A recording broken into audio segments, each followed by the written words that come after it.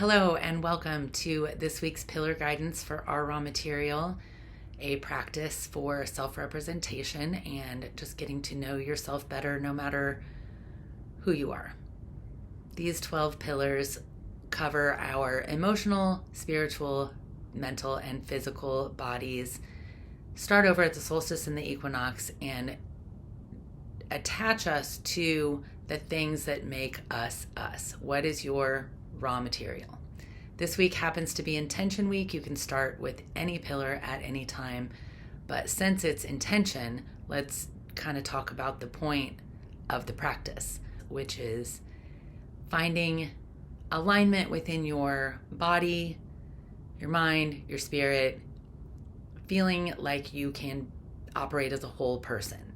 And that involves a lot of moving pieces. As we know, every one of us, 8 billion, by the way, have a different life and a different vibration that we specifically operate on. We're unique in that way. But we share that space with so many other people. So our intentions start off as emotional creations. Let's just imagine them as a creative projection of something that we want to happen or desire for someone else. There's all kinds of ways intentions, shoot off directionally. There are also so many more intentions than we could ever possibly meet. So the idea of, I had this intention and I'm going to make it happen, can't apply to everything that we want. Take a second to breathe and take that in. Water, breath, and alignment have so much to do here with how we handle the things that we want along with the things that we don't want. How do we prepare the space for the things that we aren't going to be able to line up to have? And then how do we line up the things that we want to happen? I'm going to skip ahead for just 2 seconds for you and let you know in 2 weeks, Aligning with Intention Week is mental, and it talks more about how to pull those things together that you want to make something happen. But in Intention Week, we're just really looking at all of those thoughts that fire off emotionally in our brains, find somewhere to land in our bodies so that we can come back and judge ourselves later. That's an overstatement of what really happens and an oversimplification. But at some level, we are all entering this same kind of hamster wheel of, oh, I meant to do that and I never did it. Oh, I wanted to, call my friend and I didn't call them.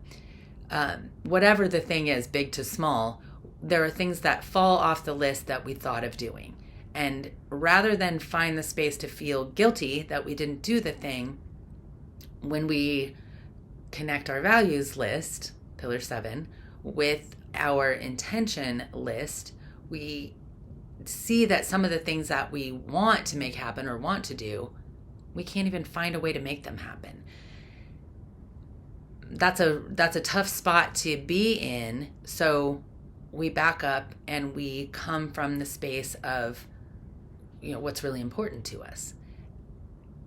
And that, I think, is really the message that if I could get anything through this particular cycle of our raw material, is being honest with yourself, true to yourself, no matter what you think or believe, no matter what you agree with. We are 8 billion people with different opinions and different ideas about what should be done in any given situation. And we are watching the world kind of fire off in a lot of different directions right now without a lot of understanding or explanation for what is happening. We're left to fill in the blanks. Some of us can do that really easily. Others have opposition. I don't want to state where anyone is. What I do want to offer is this arena as an opportunity to get to know what you think, what you believe. This plethora of intentions that we create every single day is so massively creative. It is a well of just our ability to think on the fly and to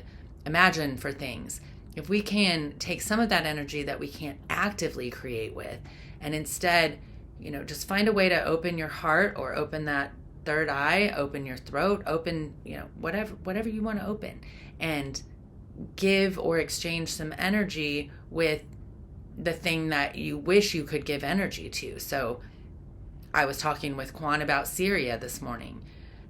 If I try to just put some energy within myself into mix with the energy of Syria and open my heart to that little green heart energy wide open. I'm trying this in real time, and it's kind of weird to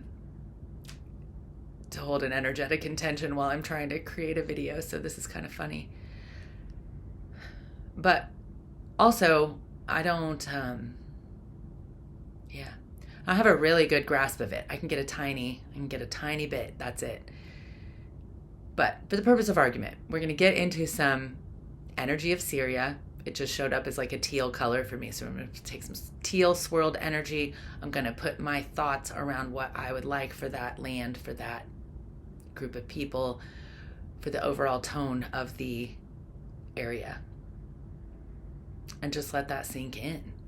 This is an energetic activity that we can do regularly for any of the things that bother us. If there's one thing I could push through, one idea that I could push through during Intention Week, it would be to be excited by how many intentions we come up with, how creative we really make ourselves when we are looking at what our brain is producing. Not what our hands can produce, not what our body can produce, because that moves so much more slowly than our minds. But what can we create within our minds? And I think, as I say that, I'm also, over here tapped into Syria. I've got, I don't know what I'm doing. I've got all kinds of energies opened up right now. But what's coming in this moment is that we seek to share a projection of what we think of and make it so that someone else can see it through their physical eyes, or hear it through their physical ears. And what we're really looking to do is replicate an image, almost like an airdrop, almost like I don't know what I'm excited by this idea.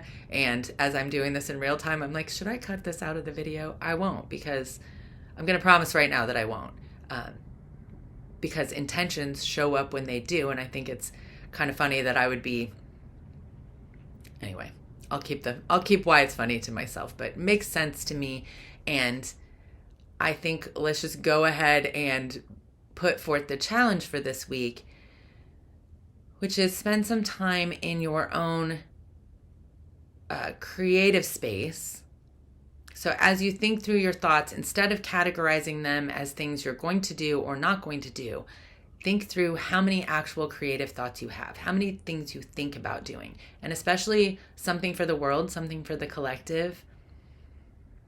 Get at the best idea you could. If you had all the resources at your disposal, what could you do that could help the entire planet of 8 billion people operate with just a little more comfort and ease? Enjoy the creative space of Intention Week. Enjoy watching your mind pop off with all sorts of ideas. And don't be afraid to get your hopes up about things that absolutely will not happen. I will see you next week, and we will talk about resources. Start putting things together to make impossible things happen.